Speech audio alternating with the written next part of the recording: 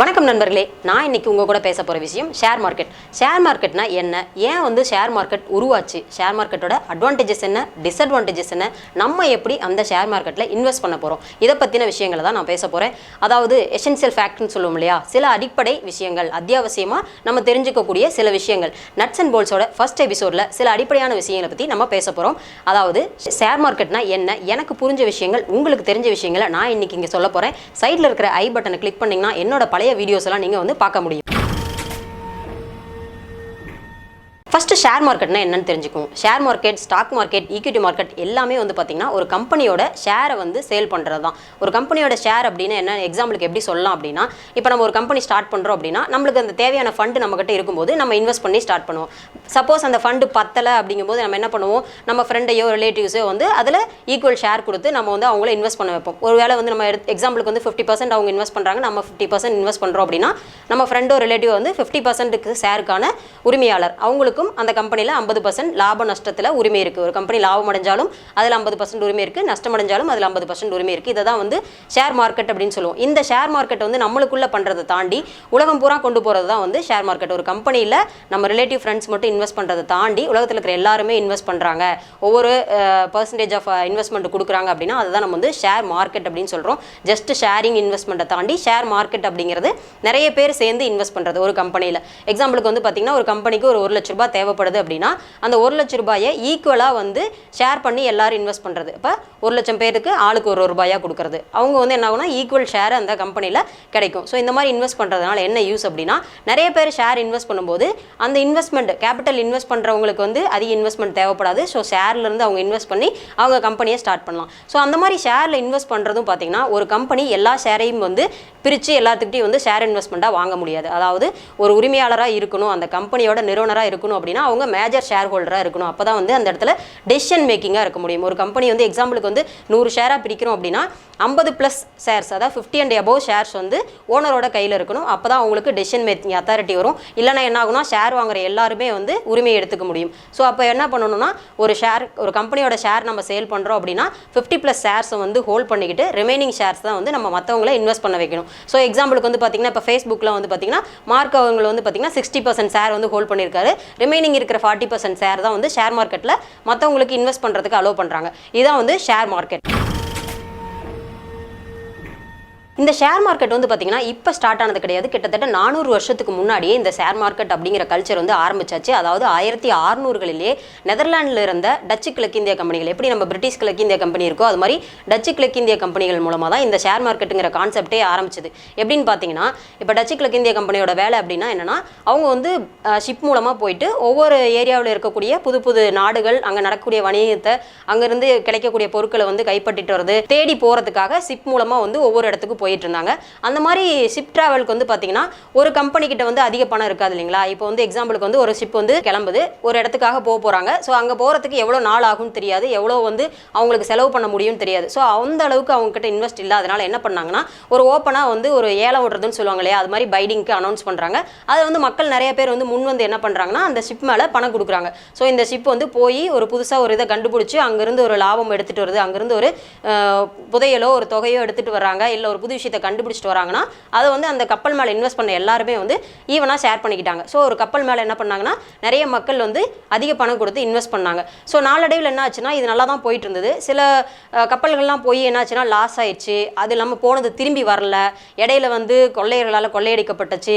அப்புறம் வந்து இயற்கை சூழ்நிலையினால நிறையா புயல் மழையினால வந்து அழிஞ்சு போச்சு. ஸோ இதனால அந்த கப்பல் மேலே இன்வெஸ்ட் பண்ணவங்க வந்து பாதிக்கப்பட்டாங்க. ஸோ அப்போ தான் யோசிச்சாங்க, ஒரு கப்பல் மேலேயே வந்து எல்லாரும் இன்வெஸ்ட் பண்ணுறதை விட்டுட்டு நிறைய கப்பல் மேலே வந்து ஒருத்தரே பிரித்து இன்வெஸ்ட் பண்ண ஆரம்பிச்சாங்க. ஸோ இதுதான் வந்து ஷேர் மார்க்கெட்டோட அடிப்படை ஆரம்பம்னே சொல்லலாம். 1600களிலே வந்து நெதர்லாண்டில் டச்சு கிழக்கிந்திய கம்பெனி வந்து இதை அறிமுகப்படுத்திட்டாங்க. இப்போ என்ன பண்ணாங்கன்னா ஒவ்வொரு கப்பல் மேலேயும் வந்து பார்த்தீங்கன்னா கணிசமான அமௌண்ட் வந்து பிரித்து இன்வெஸ்ட் பண்ண ஆரம்பிச்சாங்க. ஸோ அங்கே வந்து மக்கள் வந்து அதிக லாபத்தை வந்து ஏர்ன் பண்ண ஆரம்பிச்சாங்க. எப்படின்னா ஒரு கப்பல் தான் வந்து லாஸ் ஆகும், எல்லா கப்பலும் வந்து லாஸ் ஆகாது இல்லையா. ஒவ்வொரு கப்பலும் வந்து போயிட்டு அதோட ஏர்னிங்ஸை கொண்டு வரும்போது ஈவனாக டிவைட் பண்ணும்போது ஒரு கப்பல் லாஸ் ஆனாலும் இன்னொரு கப்பல் வந்து அவங்களோட இன்வெஸ்ட்மெண்ட் வந்து திருப்பி கொடுத்துச்சு. ஸோ இந்த மெத்தட் என்ன ஆச்சுன்னா சக்ஸஸாக போச்சு. இதை வந்து அவங்க தான் முதல்ல வந்து ஷேர் மார்க்கெட் அப்படிங்கிற கல்ச்சரை வந்து இன்ட்ரடியூஸ் பண்ணாங்க. இப்போ வந்து உலக நாடுகளில் எல்லா நாடுகள்லையுமே வந்து ஸ்டாக் எக்ஸ்சேஞ்ச் அப்படிங்கிறது நடந்துட்டு இருக்கு. இந்த ஸ்டாக் எக்ஸ்சேஞ்ச் அப்படின்னா என்னன்னா, நம்ம இன்வெஸ்ட் பண்ணக்கூடிய ஷேர்ஸை வந்து வாங்குறதும் விற்கிறதுமான ப்ராசஸ் தான் வந்து ஸ்டாக் எக்ஸ்சேஞ்ச் அப்படின்னு சொல்றோம். இந்த ஸ்டாக் எக்ஸ்சேஞ்சில் வந்து 2 வகை இருக்கு. அதாவது primary stock exchange, secondary stock exchange. பிரைமரினா என்ன அப்படின்னா, ஒரு கம்பெனி அதோட ஷேர்ஸை வந்து சேல் பண்றது வந்து அவங்க தான் நிர்ணயம் பண்றாங்க. அதாவது எனக்கு எவ்வளோ வந்து என்னோட ஷேர் ஹோல்டிங் நான் இருக்கணும், மீதி எவ்வளோ ஃபண்டை வந்து நான் ஷேராக எடுத்துக்கணும், அதுக்கான விலை, ஏதாவது ஒரு ஷேரோட விலை, அதாவது 1 லட்ச ரூபாய் எனக்கு தேவை அப்படின்னா அதை வந்து 50ஆலையும் டிவைட் பண்ணி கொடுக்கலாம், 100ஆலையும் டிவைட் பண்ணி கொடுக்கலாம். அதை வந்து அந்த கம்பெனி டிசைட் பண்ணுறாங்க. அந்த ஷேரோட வேல்யூ வந்து minimum and maximum limit set பண்ணி இந்த லிமிட்குள்ளே தான் சேல் பண்ணும் அப்படின்னு செட் பண்ணி சேல் பண்ணுறாங்க. இது வந்து ஒரு கம்பெனியோட பர்சனல் டெசிஷன். அவங்க பார்த்து அந்த ஷேரோட வேல்யூ நிர்ணயிக்கம் பண்ணுறாங்க.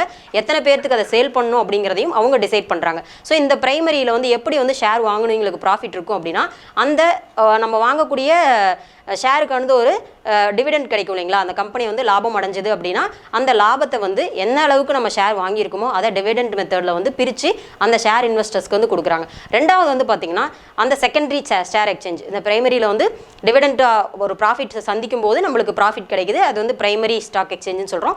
செகண்டரியில் வந்து என்ன பண்ணுறாங்க அப்படின்னா, இதில் வந்து ஃபுல் அண்ட் ஃபுல் வந்து கம்பெனி தலையிடுறது கிடையாது. ஒரு யூசர் அந்த இடத்துல ஸ்டாக்கை வாங்கிடுறாங்க, ஷேரை வாங்கிடுறாங்க அப்படின்னா அவங்க தான் டிசைட் பண்ணுறாங்க இதை வந்து ரீசேல் பண்ணுறதுக்கு. எப்படி ரீசேலிங் நடக்குது அப்படின்னா, ஒரு கம்பெனியில் நம்ம ஒரு ஸ்டாக் வாங்குறோம், ஒரு ஷேர் வாங்குறோம், ஒரு 500 ஷேர் வாங்குறோம் அப்படின்னா அந்த ஷேரோட வேல்யூ எப்போ ஏறும் அப்படின்னா அதோட டிமாண்ட் அதிகரிக்கும் போது, ஒரு கம்பெனி வளர்ச்சி அடையுது, அதோட ப்ராஃபிட் இன்க்ரீஸ் ஆகுது அப்படின்னா என்னாகும், எல்லாரும் அந்த ஷேரை வாங்கணும்னு நினைப்பாங்க. ஸோ அந்த அளவுக்கு டிமாண்ட் கிரியேட் ஆகும்போது நம்ம வாங்கியிருக்கிற ஷேரை வந்து அதிக விலைக்கு நம்ம திரும்பி ரீசேல் பண்ணலாம். அதாவது யூசர் வந்து வாங்கினவங்களே வந்து ஷேரை ரீசேல் பண்ணுறது செகண்டரி ஸ்டாக் எக்ஸ்சேஞ்சுன்னு சொல்லுவோம். இந்தியாவில் ஸ்டாக் எக்ஸ்சேஞ்ச் எப்படி நடக்குது அப்படின்னா, இந்தியாவில் வந்து பாம்பேயில் இதுக்கான ஒரு கட்டடம் இருக்குது. அந்த பில்டிங்கில் தான் வந்து பார்த்திங்கன்னா இந்த ஸ்டாக் எக்ஸ்சேஞ்ச் ப்ராசஸ் வந்து நடக்குது. National stock exchange, Bombay stock exchange, NSE, BSE அப்படிங்கிறத நம்ம வந்து கேள்விப்பட்டிருப்போம். இந்த நேஷனல் ஸ்டாக் எக்ஸ்சேஞ்சுக்கு கீழே பார்த்தீங்கன்னா ஒரு 1700 கம்பெனிகள் ரெஜிஸ்டர் ஆயிருக்கு. அதே பாம்பே ஸ்டாக் எக்ஸ்சேஞ்சு கீழே பார்த்தீங்கன்னா 5400க்கும் மேற்பட்ட கம்பெனிகள் வந்து ரெஜிஸ்டர் ஆயிருக்கு. ஸோ இந்த ரெண்டுமே வந்து பார்த்தீங்கன்னா ஸ்டாக் எக்ஸ்சேஞ்ச் நடக்கக்கூடிய ஒரு நிறுவனங்கள். ஸோ இந்த மாதிரி ஸ்டாக் எக்ஸ்சேஞ்ச் நடக்கும்போது என்ன ஆகும் அப்படின்னா, யார் வேணாலும் இந்த இதில் வந்து லிஸ்டிங் ஆயிட முடியுமா அப்படின்னு பார்க்கும்போது எல்லா கம்பெனியும் வந்து லிஸ்டிங் ஆக முடியாது. அதே மாதிரி நம்ம சில டைம் பார்ப்போம், ஸ்டாக் வேல்யூ வந்து இவ்வளோ இன்க்ரீஸ் ஆயிருக்கு, இவ்வளோ வந்து டிக்ரீஸ் ஆயிருக்கு அப்படின்னு சொல்லுவாங்க. ஸோ இதில் இருக்கக்கூடிய இந்த 1700 கம்பெனிகள் ப்ளஸ் BSEயில் இருக்கக்கூடிய 5400 கம்பெனிகளோட மொத்த growth அண்ட் டெவலப்மெண்ட்டை பற்றி பார்த்து அவங்க வந்து அந்த வேல்யூ வந்து ஃபிக்ஸ் பண்ணுறது கிடையாது. ஸோ அதுக்குன்னு தனியாக ஒரு மெஷர்மெண்ட் செட் பண்ணாங்க, எப்படி வந்து இந்த ஸ்டாக் எக்ஸ்சேஞ்ச் வந்து இன்க்ரீஸ் ஆகுது இல்லை வந்து குறையுது அப்படிங்கிறத தெரிஞ்சுக்கிறது. ஏன்னா இந்த ஸ்டாக் எக்ஸ்சேஞ்ச் வந்து பார்த்திங்கன்னா ஒரு நாட்டோட பொருளாதாரத்தையே நிர்ணயிக்கக்கூடிய இடம். ஸோ அதனால என்ன பண்ணாங்க அப்படின்னா அதுக்குன்னு ஒரு மெஷர்மெண்ட் கொண்டு வந்தாங்க. இந்த நேஷனல் ஸ்டாக் எக்ஸ்சேஞ்சில் இருக்க கம்பெனிகளுக்குலாம் என்னன்னு சொன்னாங்கன்னா நிஃப்டின்னு சொல்லி ஒரு மெஷர்மெண்ட் கொண்டு வந்தாங்க. நிஃப்டி அப்படின்னா நேஷனல் 50. அந்த 1700 கம்பெனிகளில் வந்து டாப் 50 கம்பெனிஸ், அதாவது ஒவ்வொரு கேட்டகரியிலிருந்தும் டாப் மோஸ்ட் கம்பெனிஸ் எடுத்து அதோட ஷேர் வேல்யூஸை மட்டும் கால்குலேட் பண்ணி ஒரு நாளைக்கோட எண்டில் வந்து அந்த ஷேர் வேல்யூஸ் இன்க்ரீஸ் ஆயிருக்கா இல்லை குறைஞ்சிருக்கா அப்படிங்கிறத வந்து ஆவரேஜ் பண்ணுவோம் இல்லையா, நம்ம ஒரு மார்க் டோட்டல் பண்ணுற மாதிரி அதையும் ஆவரேஜ் பண்ணி தான் ஒவ்வொரு நாளும் வந்து டிஸ்பிளே பண்ணுறாங்க. ஸோ கடந்த 50 வருடங்களாக வந்து இந்த மாதிரி தான் இந்த ப்ராசஸ் வந்து போய்கிட்டு இருக்கு. இதே வந்து பாம்பே ஸ்டாக் எக்ஸ்சேஞ்சில் பார்த்தீங்கன்னா சென்செக்ஸ் அப்படின்னு வச்சிருக்காங்க. சென்செக்ஸ் அப்படின்னா சென்சிட்டிவ் இண்டெக்ஸ். சென்சிட்டிவ் இண்டெக்ஸ் அப்படின்னு என்னன்னா ஒரு நம்ம புக்கோட இண்டெக்ஸ் மாதிரி உள்ள என்ன இருக்குது அப்படிங்கிறத வந்து ஷார்ட் பண்ணி நம்ம இண்டெக்ஸில் பார்ப்போம் இல்லையா, அது மாதிரி இந்த ஃபுல் கம்பெனிஸோட இண்டெக்ஸ் தான் வந்து சென்சிட்டிவ் இண்டெக்ஸுங்கிறாங்க. அதுலேயும் பார்த்தீங்கன்னா ஒரு 30 கம்பெனிகளோட ஷேர் மார்க்கெட் வேல்யூஸை மட்டும் எடுத்து ஆவரேஜ் பண்ணி அவங்க டிஸ்பிளே பண்ணி அதிலிருந்து ஒரு ஷேர் மார்க்கெட்டோட வேல்யூ ஏறி இருக்கா இல்லை இறங்கி இருக்கா அப்படிங்கிறத வந்து நம்மளுக்கு வந்து ஒரு நியூஸ்லையோ இல்லை ஒரு காமன் பிளாட்ஃபார்ம்லையோ வந்து நம்மளுக்கு தெரியப்படுத்துறாங்க. ஸோ இதனால தான் நம்ம வந்து நியூஸில் பார்க்கும்போது NSE வந்து இவ்வளோ ஏறி இருக்கு, BSE வந்து இவ்வளோ இறங்கி இருக்கு, நிஃப்டி, சென்செக்ஸ் அப்படிங்கிற மெஷர்மெண்ட்ஸ் வந்து நம்ம அதிகம் கேள்விப்படுறோம். ஸோ இப்போ வந்து இந்த மாதிரி ஸ்டாக் மார்க்கெட் இருக்குது, ஸ்டாக் எக்ஸ்சேஞ்சில் எல்லாரும் போய் கலந்துக்க முடியுமா? எல்லாரும் போய் கலந்துக்கிட்டாங்கன்னா என்ன ஆகும் அப்படின்னா நம்மளோட பிரிட்டிஷ் கிழக்கிந்திய கம்பெனிகளும் டச்சு கிழக்கிந்திய கம்பெனிகளும் நடந்த மாதிரி தான் நடக்கும். ஏன்னா எல்லாரும் கலந்துக்கும் போது என்ன ஆகுனா அங்கே ஒரு ஃப்ராட்லண்ட் கிரியேட் ஆகிறதுக்கான வாய்ப்பு இருக்குது. ஏன்னா சிலர் வந்து கம்பெனியே இல்லாமல் அங்கே கம்பெனி லிஸ்ட் பண்ணுவாங்க, சிலர் வந்து யார் மேலே இன்வெஸ்ட் பண்ணாமே இன்வெஸ்ட் பண்ணதாக வந்து ரெக்கார்ட் கிரியேட் பண்ணிடுவாங்க. ஸோ அதுக்குன்னு என்ன ஆச்சு அப்படின்னா இந்த குழப்பத்தை எல்லாம் தவிர்க்கிறதுக்காக ஒவ்வொரு இடத்துலையும் வந்து ஒரு போர்டு கிரியேட் பண்ணாங்க, ரெகுலாரிட்டி, அதாவது இதெல்லாம் வந்து ரெகுலைஸ் பண்ணுறதுக்கு. ஏன்னா இதுக்கு முன்னாடி வந்து நிறைய இந்த மாதிரி ஸ்கேம்ஸ் எல்லாம் நடந்துச்சு. இந்த ஸ்டாக் மார்க்கெட்டில் சத்தியம் ஸ்டாக் மார்க்கெட் ஸ்கேம்ஸ்ன்னு நம்ம கேள்விப்பட்டிருப்போம். ஸோ அங்கெல்லாம் வந்து பார்த்திங்கன்னா ஒரு இல்லீகலாக இல்லாத கம்பெனி நேமை கிரியேட் பண்ணி அதில் ஸ்டாக்ஸ் எல்லாம் வாங்கி அந்த ஷேர் இன்வெஸ்ட்மெண்ட் எல்லாம் மக்கள்கிட்ட இருந்து கலெக்ட் பண்ணிட்டு எஸ்கேப் ஆயிடுறாங்க. ஸோ அந்த மாதிரிலாம் நடக்கக்கூடாது அப்படிங்கிறதுக்காக தான் அதுக்குன்னு ஒரு ரெகுலாரிட்டி போர்டு வந்து உருவாக்குனாங்க. அதுக்காக உருவாகினது தான் SEBI, security exchange board of India. So இவங்க வந்து ஃபுல் அண்ட் ஃபுல் ஒரு கம்பெனி வந்து ஸ்டாக் மார்க்கெட்டில் வரணும் அப்படின்னா என்னென்ன க்ரைட்டீரியாலாம் வந்து கிராஸ் பண்ணியிருக்கணும் அப்படிங்கிற ரூல்ஸை வந்து ஸ்ட்ரிக்டாக வந்து செட் பண்ணி அதை பேஸ் பண்ணி தான் வந்து அவங்கள வந்து பப்ளிக் லிஸ்டிங்கில் கொண்டு வராங்க. அதாவது ஸ்டாக் மார்க்கெட்டில் நம்ம வரணும் அப்படின்னா அது வந்து பப்ளிக் லிஸ்டிங் அப்படின்னு சொல்லுவாங்க. ஒரு கம்பெனி வந்து ஸ்டாக் மார்க்கெட்டில் டிஸ்பிளே ஆகுது அப்படின்னா அது பப்ளிக் லிஸ்டிங் கம்பெனின்னு சொல்லுவாங்க. ஸோ அந்த பப்ளிக் லிஸ்டிங்கில் வரணும் அப்படின்னா செபி சொல்கிற ரூல்ஸ் எல்லாம் ஃபாலோ பண்ணணும். அதாவது செபி வந்து என்ன பண்ணுறாங்கன்னா 3 இயர்ஸ்க்கு நம்ம கம்பெனியோட full and full details, accounts detail ஆகட்டும், ஃபினான்ஷியல் டீட்டெயில் ஆகட்டும் எல்லாமே மானிட்டர் பண்ணுறாங்க. அதே மாதிரி 2 பர்சனல் ஆடிட்டர்ஸ் வந்து அந்த கம்பெனியோட க்ரோத், அதோட இன்வெஸ்ட்மெண்ட், என்ன பேக்ரவுண்டு, எவ்வளோ நாள் அவங்க ரன் பண்ணிட்டு இருக்காங்க, என்ன மாதிரியான ப்ராடக்ட்ஸ் வந்து பண்ணுறாங்கங்கிற ஃபுல் டீட்டெயில்ஸை வந்து அனலைஸ் பண்ணி தான் அவங்கள வந்து பப்ளிக் லிஸ்டிங்கில் கொண்டு வராங்க. ஒரு கம்பெனி ஃபர்ஸ்ட் டைம் வந்து என்எஸ்சிலையோ பிஎஸ்சிலையோ அதோட ஸ்டாக்கை வந்து சேல் பண்ணும்போது அது என்ன சொல்கிறாங்கன்னா இனிஷியல் பப்ளிக் ஆஃபரிங், ஐபிஓ அப்படின்னு சொல்கிறாங்க. ஃபர்ஸ்ட் டைம் வந்து அந்த கம்பெனி தன்னோட ஷேர்ஸை வந்து பப்ளிக் லிஸ்டிங் மூலமாக சேல் பண்ணுறது ஐபிஓன்னு சொல்கிறாங்க. இந்த மாதிரி பப்ளிக் லிஸ்டிங்கில் வரக்கூடிய கம்பெனியோட ஷேர் வேல்யூ, இப்போ வந்து நம்ம ஒரு வேல்யூ டிசைட் பண்ணியிருப்போம். ஸோ என்னோட 60% ஷேர் வந்து நான் வச்சுக்கிறேன், ரிமைனிங் 40% வந்து இந்த மாதிரி டிவைட் பண்ணி நான் சேல் பண்ணுறேன். பட் நம்ம வந்து பப்ளிக் லிஸ்டிங்கில் ஒரு கம்பெனி வந்துருச்சு அப்படின்னாவே அதோட ஷேர் வேல்யூஸை வந்து டிசைட் பண்ணுறது செபி தான். செபி வந்து 3 வருஷம் ஆடிட் பண்ணியிருப்பாங்க இல்லைங்களா, அதை பேஸ் பண்ணி அந்த கம்பெனிக்கு எவ்வளோ ஒரு ஷேருக்கு வேல்யூ ஃபிக்ஸ் பண்ணுறது அப்படிங்கிறத அவங்க வந்து டிசைட் பண்ணி நம்மளுக்கு கொடுப்பாங்க. ஸோ இந்த மாதிரி டிசைட் பண்ணுறது தான் சொல்லுவாங்க ஃபேஸ் வேல்யூன்னு சொல்லுவாங்க. அந்த வேல்யூக்கு வந்து ஃபேஸ் வேல்யூன்னு சொல்லுவாங்க. ஸோ இந்த ஃபேஸ் வேல்யூ வந்து அவங்களோட ஆரம்ப ஷேர் வேல்யூ. ஸோ அவங்க அதிலிருந்து தான் அந்த ஷேர் மார்க்கெட்டோட எக்ஸ்சேஞ்ச் ட்ரேடிங் ப்ராசஸ் வந்து ஸ்டார்ட் பண்ண முடியும். ஷேர் மார்க்கெட்னா என்னன்னு பார்த்தாச்சு, இந்தியாவோட ஷேர் மார்க்கெட்னா எப்படி ரன் ஆகுங்கிறதையும் பார்த்தாச்சு. இப்போ நம்ம அதில் எப்படி இன்வெஸ்ட் பண்ண முடியும். இப்போ வந்து நேஷனல் ஸ்டாக் எக்ஸ்சேஞ்ச் ஆகட்டும், இல்லை பாம்பே ஸ்டாக் எக்ஸ்சேஞ்ச் ஆகட்டும், அதில் இருக்கக்கூடிய கம்பெனிகள் வந்து நம்மளுக்கு பப்ளிக் லிஸ்டிங்லாம் தெரியும். ஸோ அந்த கம்பெனி மேலே நம்ம அந்த இன்வெஸ்ட்மெண்ட் அப்படிங்கிற ப்ராசஸை வந்து ஸ்டார்ட் பண்ணலாம். ஸோ ஸ்டார்ட் பண்ணும்போது என்னன்னா டைரெக்டாக நம்ம போய் ஒரு ஷேரை வந்து வாங்கிடலாம் அப்படின்னு சொல்லி நம்ம போய் அப்ரோச் பண்ணி வாங்க முடியாது. அதுக்கு வந்து சில அடிப்படை தேவைகள் வேணும். என்ன அப்படின்னா ஃபர்ஸ்ட் ஒன்று வந்து பேங்க் அக்கௌண்ட். ஸோ டிஜிட்டல் இந்தியாவில் எல்லா விஷயங்களுமே பேங்க் அக்கௌண்ட் மூலமாக நடக்குது. ஆனால் ஷேர் மார்க்கெட்டில் ஸ்பெசிஃபிக்காக பேங்க் அக்கௌண்ட் அப்படிங்கிறது வந்து கம்பல்சரி. ஸோ பேங்க் அக்கௌண்ட் எதுக்கு அப்படின்னா நம்ம அமௌண்ட்டை போட்டு வச்சுக்கிறதுக்கும் ஷேர் வாங்குறதுக்கு டிரான்சாக்ஷன் பண்ணுறதுக்குமானது. ரெண்டாவது வந்து ட்ரேடிங் அக்கௌண்ட். ட்ரேடிங் அக்கௌண்ட் அப்படின்னா நம்ம அந்த பை அண்ட் செல் அப்படிங்கிற ப்ராசஸ் நடக்குது இல்லைங்களா, அந்த ப்ராசஸ் நடக்கிறதுக்கான ஒரு அக்கௌண்ட், ஒரு விர்ச்சுவல் அக்கௌண்ட் தான் வந்து ட்ரேடிங் அக்கௌண்ட். இங்கே வந்து நம்ம என்னென்ன பை பண்ண முடியும், என்னென்ன ஷேர்ஸ் வந்து செல் பண்ண முடியுமோ அந்த ப்ராசஸ் நடக்கக்கூடிய ட்ரேடிங் அக்கௌண்ட் நம்மளுக்கு வேணும். மூணாவது வந்து டிமேட் அக்கௌண்ட்னு சொல்லுவாங்க. இந்த டிமேட் அக்கௌண்ட் அப்படின்னா என்னன்னா ஒரு வேலட் மாதிரி நம்ம வாங்கக்கூடிய ஷேர்ஸ் எல்லாம் வந்து கொண்டு வந்து ஸ்டோர் பண்ணி வைக்கக்கூடிய ஒரு விர்ச்சுவல் ஸ்டோரேஜ் பிளேஸ் தான் இந்த டிமேட் அக்கௌண்ட். ஸோ எவ்வளோ ஷேர்ஸ் வாங்கியிருக்கோம், என்னென்ன கம்பெனிஸில் வாங்கியிருக்கோம், அதோட வேல்யூஸ் என்ன, நம்ம வாங்கும்போது என்ன வேல்யூ, இப்போ என்ன வேல்யூஸ் போயிட்டு இருக்குங்கிறத நம்ம டிமேட் அக்கௌண்ட்டில் ஒருத்தர் வந்து ஷேர் மார்க்கெட்டில் இன்வெஸ்ட் பண்ணுறாருன்னா பேங்க் அக்கௌண்ட்டில் பார்க்கலாம் அவரோட பேலன்ஸ் என்ன அப்படின்ட்டு. ட்ரேடிங் அக்கௌண்ட்டில் என்னென்ன பையிங் செல்லிங் ப்ராசஸ் நடக்கும். டிமேட் அக்கௌண்ட்டில் தான் வந்து நம்ம அவங்க என்னென்ன ஷேர்ஸ் வாங்கி வச்சுருக்காங்க, அதெல்லாம் எப்போ வாங்கணுங்கிற டீட்டெயில்ஸ் ஃபுல்லாக அவங்களோட டிமேட் அக்கௌண்ட்டில் தான் இருக்கும். இன்னும் சில பேங்க்ஸ் என்ன பண்ணுறாங்கன்னா இந்த 3 அக்கௌண்ட்டையும் காம்பினேஷனாகவே ஒவ்வொரு யூசருக்கும் கிளைண்ட்ஸுக்கும் வந்து கொடுக்குறாங்க. ஸோ இந்த மாதிரி பேங்க் மூலமாக நம்ம வந்து ஒரே பேரில் வந்து 3 அக்கௌண்ட்டையும் நம்ம வந்து கிரியேட் பண்ணிக்க முடியும். ஸோ இந்த மாதிரி ஷேர் மார்க்கெட்டில் இன்வெஸ்ட் பண்ணுறது அப்படின்னா ஒரு காமன் பீப்புள் வந்து டைரெக்டாக ஷேர் மார்க்கெட்டில் இன்வெஸ்ட் பண்ணுறது அப்படிங்கிறது வந்து ஒரு ஹைலி ரிஸ்க். ஏன்னா நம்மளுக்கு வந்து எந்த கம்பெனி எவ்வளோ போயிட்டுருக்கு, எந்த கம்பெனியில் வந்து ஷேர்ஸ் வந்து இன்னும் ஃபியூச்சர் இன்க்ரீஸ் ஆகும் இல்லை எது வந்து டவுன் ஆகும் அப்படிங்கிறது நம்மளுக்கு தெரியாது. ஸோ இந்த மாதிரியான இன்வெஸ்ட்மெண்ட்டுக்கு அப்படிங்கிறது நம்ம வந்து டைரெக்டாக ஸ்டாக் மார்க்கெட்டில் இன்வெஸ்ட் பண்ணாமல் இடையில வந்து புரோக்கர்ஸ் இருப்பாங்க. அவங்க என்ன பண்ணுறாங்க அப்படின்னா யூசர்ட்டு அமௌண்ட் கலெக்ட் பண்ணிவிட்டு ஸ்டாக் எக்ஸ்சேஞ்சில் ஷேர்ஸ் வந்து பர்ச்சேஸ் பண்ணி கொடுப்பாங்க. சில டைம் வந்து பேங்க் மூலமாகவும் அந்த ஸ்டாக் எக்ஸ்சேஞ்ச் அப்படிங்கிறது நடக்குது. பட் அங்கே என்ன ஆகுது அப்படின்னா அந்த புரோக்கரேஜ் கமிஷன், புரோக்கருக்கு கொடுக்கக்கூடிய புரோக்கரேஜ் அப்படிங்கிறது வந்து அதிகமாக இருக்குது. அதாவது 1% வந்து கேட்குறாங்க. ஸோ 1% அப்படிங்கிறது அதிகமான வேல்யூ. இதே ப்ரைவேட்டில் வந்து நிறைய புரோக்கர்ஸ் அண்ட் கிளைண்ட்ஸ் இருக்காங்க. அதே மாதிரி நிறைய அப்ளிகேஷன்ஸ் இருக்குது. நம்ம வந்து ப்ளே ஸ்டோரில் பார்த்தோம்னா இந்த ஸ்டாக் எக்ஸ்சேஞ்சுக்கு நிறைய அப்ளிகேஷன்ஸ் இருக்குது, நிறைய கன்சல்டன்ட்ஸ் இருக்காங்க, ப்ரைவேட் கன்சல்டன்ட்ஸ் இருக்காங்க, மென்டார்ஸ் இருக்காங்க, நிறைய கன்சர்ன்ஸ் இருக்குது. ஸோ இவங்கெல்லாம் வந்து என்ன ஹெல்ப் பண்ணுறாங்க அப்படின்னா அந்த ட்ரேடருக்கு நடுவாண்ட பர்ச்சேஸ் அண்ட் செல்லிங்க்கு ஒரு புரோக்கராக ஆக்ட் பண்ணுறாங்க. ஸோ இவங்க கோட் பண்ணுற சார்ஜ் எவ்வளோ அப்படின்னு பார்க்கும்போது அந்த புரோக்கரேஜ் வந்து ரொம்ப கம்மியாக இருக்குது. அதாவது 0.05லேருந்து 0.1 வரைக்கும் தான் இருக்குது. ஸோ ரொம்ப கம்மியான அமௌண்ட்டில் நம்ம வந்து இந்த இன்வெஸ்ட்மெண்ட்டை வந்து நல்லா எஃபிஷியண்டாக பண்ணலாம். ஸோ இந்த மாதிரி பண்ணும்போது ட்ரேடிங்லேயுமே வந்து பார்த்திங்கன்னா 2 டைப் இருக்குது. ஒன்று வந்து ட்ரேடிங், இன்னொன்று வந்து இன்வெஸ்ட்மெண்ட்.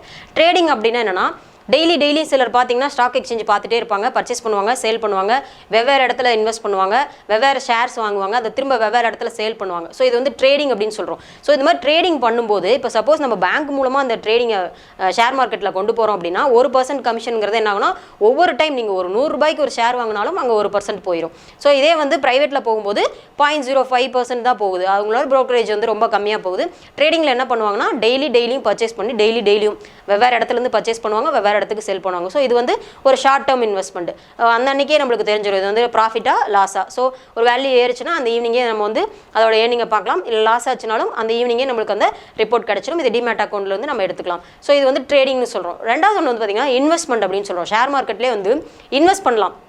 எப்படின்னா ஒரு கம்பெனியோட ஷேர்ஸ் வாங்குகிறோம். இப்போ ஒரு 500 ஷேர்ஸ் வந்து நான் வந்து கொட்டாக் மஹேந்திராவில் வாங்குறேன் அப்படின்னா அந்த 500 ஷேர்ஸை வந்து நான் வந்து லாங் டேர்ம் வச்சுக்குவேன். ஒரு 2 இயர்ஸ் 3 இயர்ஸ் அதை அப்படியே நான் ஹோல்ட் பண்ணிட்டு இருக்கும்போது அது இன்வெஸ்ட்மெண்ட்டாக மாறுது. ஸோ அந்த லாங் டேர்முக்கான டிவிடெண்ட் நம்மளுக்கு மொத்தமாக 2 இயர்ஸ்க்கு அப்புறம் கிடைக்கும். ஸோ இந்த டிவிடெண்ட் மூலமாக நம்ம அதிக ப்ராஃபிட்டும் பார்க்கலாம். இந்த இடத்துல வந்து ப்ரோக்கரேஜ் அப்படிங்கிறது ரொம்ப கம்மி தான். ஏன்னா நம்ம வந்து லாங் டேர்ம் இன்வெஸ்ட்மெண்ட்டில் என்ன பண்ண போகிறோம்னா ஒன்ஸ் தான் நம்ம வந்து ப்ரோக்கரேஜ் கமிஷன் கொடுக்க போகிறோம். ஒரு டைம் ஷேர் மார்க்கெட்டில் நம்ம வந்து ஒரு ஷேர் வாங்குகிறோம் அப்படின்னா அந்த ஒரு டைமுக்கு மட்டும் தான் நம்ம ப்ரோக்கரேஜ் கொடுக்குறோம். ஸோ இந்த இடத்துல வந்து பார்த்திங்கன்னா ப்ரோக்கரேஜும் குறையுது. பட் ட்ரேடிங்கில் வந்து டெய்லி வாங்கி செல் பண்ணும்போது ப்ரோக்கரேஜ் வந்து எக்ஸ்ட்ரா நம்மளுக்கு வந்து செலவாகும்.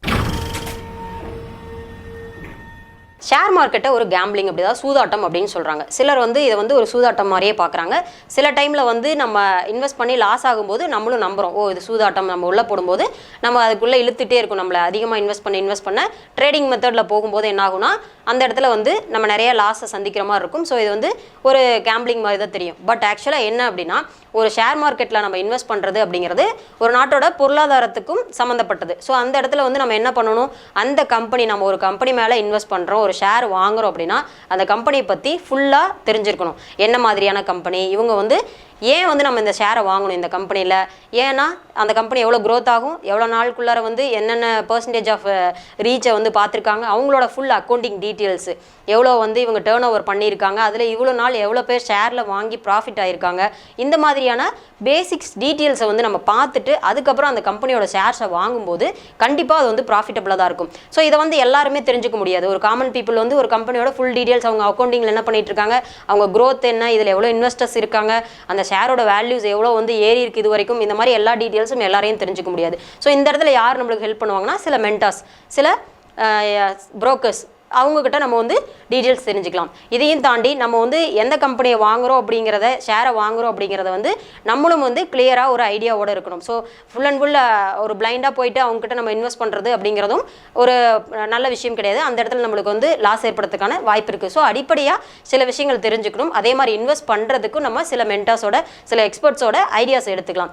எக்ஸாம்பிளுக்கு வந்து பார்த்திங்கன்னா மியூச்சுவல் ஃபண்ட்ஸு, அதே மாதிரி ஃபினான்ஷியல் கன்சல்டன்ஸு, இந்த மாதிரி ஷேர் மார்க்கெட்டில் இருக்கக்கூடிய ப்ரைவேட் மென்டார்ஸ், இவங்களாம் வந்து பார்த்திங்கன்னா என்ன பண்ணுவாங்க அப்படின்னா நம்ம போடுற இன்வெஸ்ட்மெண்ட்டை எடுத்து, முக்கியமாக வந்து லாங் டேர்ம் இன்வெஸ்ட்மெண்ட்ஸ், ட்ரேடிங் இல்லாமல் லாங் டேர்ம் இன்வெஸ்ட்மெண்ட்ஸ் எடுத்து என்ன பண்ணுறாங்கன்னா மியூச்சுவல் ஃபண்ட்ஸில் அவங்க வந்து டிவைட் பண்ணி வெவ்வேறு கம்பெனி மேலே இன்வெஸ்ட் பண்ணுறாங்க. ஒரு 3 lakhs நம்ம இன்வெஸ்ட் பண்ணுறோம் அப்படின்னா ஒரே கம்பெனியோட ஷேர்ஸை பர்ச்சேஸ் பண்ணாமல் இப்போ பீக்கில் வந்து எந்த கம்பெனியோட ஷேர்ஸ் வந்து இன்க்ரீசிங் மெத்தடில் இருக்குது, அதே மாதிரி லாங் டேர்மாக ஒரு கம்பெனி வந்து அதோட அக்கௌண்டிங்லையும் அதோட டேர்ன் ஓவர்லையும் ஹை வேல்யூவில் யார் இருக்காங்க, இவங்களோட ஷேர்ஸ் இன்க்ரீஸ் ஆகுமா அப்படிங்கிறத பேஸ் பண்ணி மியூச்சுவல் ஃபண்ட்ஸில் என்ன பண்ணுறாங்கன்னா டிஃப்ரெண்ட் கம்பெனிஸ் மேலே இன்வெஸ்ட் பண்ணி கொடுக்குறாங்க. அதே மாதிரி தான் சில ஃபினான்ஷியல் கன்சல்டன்ஸ் பண்ணுறாங்க. நிறைய மென்டார்ஸ் ப்ரைவேட்டாக வந்து இந்த மாதிரியான ப்ரோக்கரேஜ் காஸ்ட் ஃபிக்ஸ் பண்ணி அது மூலமாக வந்து எடுத்து அவங்களுக்கு பண்ணி கொடுக்குறாங்க. ஸோ இந்த மாதிரி போகும்போது கண்டிப்பாக வந்து ஷேர் மார்க்கெட் அப்படிங்கிறது வந்து ஒரு சூதாட்டமாக இருக்காது, கண்டிப்பாக ப்ராஃபிட்டபுளாகவும் இருக்கும். ஸோ ஷேர் மார்க்கெட்டில் இன்வெஸ்ட் பண்ணுறவங்க ஃபஸ்ட்டு வந்து அந்த கம்பெனிஸோட பேசிக்ஸை தெரிஞ்சுக்கணும். அதோட அக்கௌண்டிங் டீட்டெயில்ஸு, அதோட க்ரோத்து, டேர்ன் ஓவர்ஸு, எவ்வளோ டியூரபிலிட்டி அவங்க இருக்காங்க, இதை பற்றி தெரிஞ்சுக்கணும். கூடவே வந்து mentors, experts, mutual funds experts, financial எக்ஸ்பர்ட்ஸை வச்சு நம்ம ஷேர் மார்க்கெட்டில் இன்வெஸ்ட் பண்ணும்போது கண்டிப்பாக வந்து ஒரு ப்ராஃபிட்டபுளான ஒரு இண்டஸ்ட்ரியாக தான் இருக்கும். ஓகே ஃப்ரெண்ட்ஸ், நான் சொன்ன இன்ஃபர்மேஷன் வந்து யூஸ்ஃபுல்லாக இருந்திருக்கும். இது மாதிரி எசென்ஷியலான இன்ஃபர்மேஷன்ஸ், அதாவது அடிப்படையான தேவைகளை பற்றி சில விஷயங்கள் இந்த நட் அண்ட் போல்ஸ் எபிசோட்ஸில் கண்டினியூஸாக நான் உங்களுக்கு தொடர்ந்து சொல்லிக்கிட்டே இருக்க போகிறேன். Thank you friends.